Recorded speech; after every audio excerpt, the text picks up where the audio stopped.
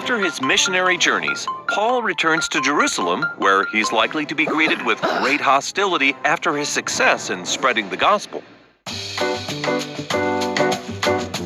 Now, what do you want your new look to say, guys? That we're orderly and keep the law. See, we need to help the people understand that we honor our Jewish heritage, even though we've accepted Jesus Christ. I gotcha.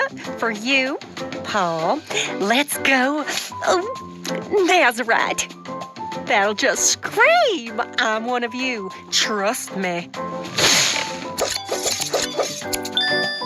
And now, for the big reveal. What do you think? While in Jerusalem, do as the Jews do, right? Oh, honey, they'll love it. Hey! There's the guy who teaches against our people and law! Boo! Get him! And he brought a Gentile into the temple. Boo! Yikes! Well, it was worth a try.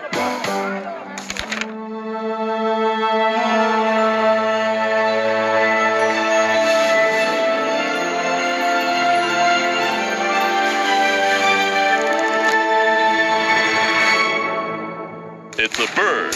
It's a plane. It's a legionary. Immediately, Roman soldiers rescue Paul from this crazed crowd. They don't even know that he's a Roman citizen at this point. Woo! They save him again after Paul tells the crowd his conversion story, and the people throw a tantrum, tearing off the robes and flinging dirt, demanding Paul's death. Pow! Then the soldiers take him to the chief priests, perhaps thinking it will be a more civilized reception. But Paul throws in the resurrection grenade topic, which turns into a brawl between the Pharisees and Sadducees over the touchy subject. The Roman soldiers swoop in before Paul gets torn apart again and take him back to the Antonia fortress. Whap! And then the true rescuer, Jesus Christ, visits Paul. Be of good cheer. You have testified of me in Jerusalem. You will bear witness in Rome. Rome? That's thousands of miles away across a treacherous sea. Meanwhile, a terrible gang of 40 thugs who hate the new Christian movement make a cursed oath. None of them will eat or drink until Paul is dead. Want to lose that pesky hard to get rid of prophet? All it takes is no eating with 40 crazy friends. These bad dudes on the kill Paul diet also conspire with the chief priests, who tell the Roman rulers that they have one more question for Paul, and the assassins will be lying in wait. Oh, but Paul's nephew overhears their sinister plot, and the chief captain safely escorts Paul to Felix, the new Roman governor who took over after Pilate. Trying to get to the bottom of things, Felix invites Paul's enemies to explain why he deserves death. The high priest and his gang arrive with a groveling flatterer named Tertullius. First, he tells Felix how much he enjoys Roman oppression and the peace it brings, and then goes on to say that Paul is a pestilent fellow and a ringleader of the Nazarenes, making trouble for Rome. But Paul defends himself and bears his testimony. He seems innocent, but I hate to disappoint my fans.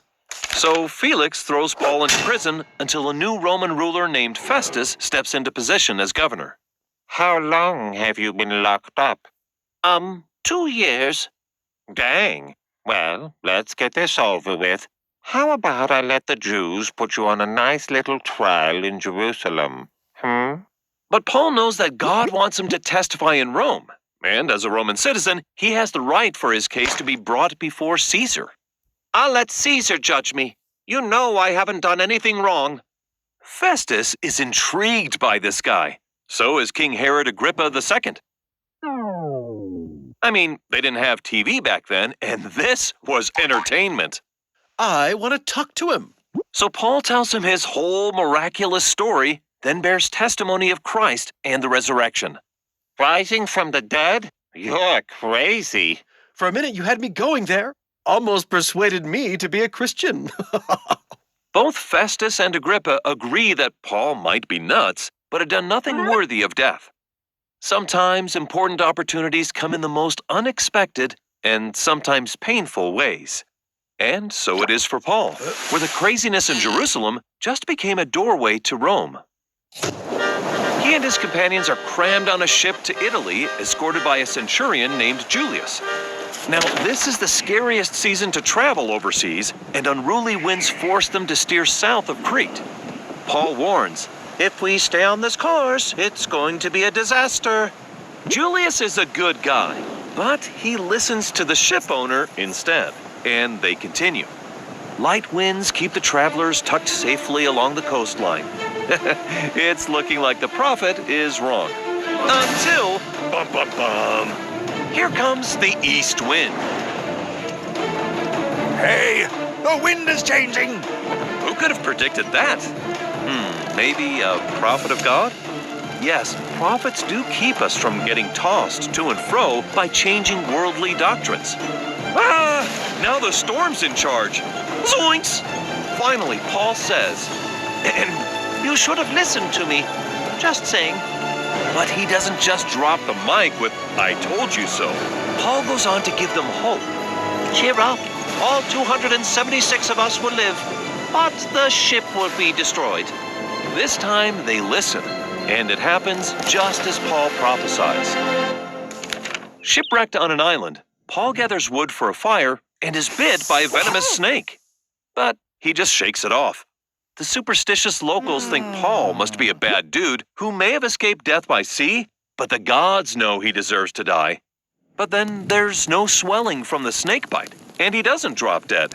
And they decide Paul must actually be a god. Funny, he goes from being a prisoner to being revered because of his faith. Kind of like Joseph, who was sold into Egypt. And kind of like us, who can be protected from the devil through our faith. The island chief then takes Paul and his companions in for a few days. His father is sick with some pretty serious diarrhea. But Paul gives him a blessing and he's healed. What a relief! After that, many others come to Paul for healing. He gets pretty popular on the island, and 3 months later, Paul is sent off with praise and supplies from a grateful people. For more stories about Paul's life and ministry, watch the Great Living Scriptures videos. Sounds like a happy ending, right? Well, it's also the beginning of an amazing new adventure, where Paul preaches in the capital of the ancient world for 2 years while under house arrest. Yes, with God, all things are possible. As disciples of Christ, pressing forward with faith, love, patience, and determination, our challenges become opportunities.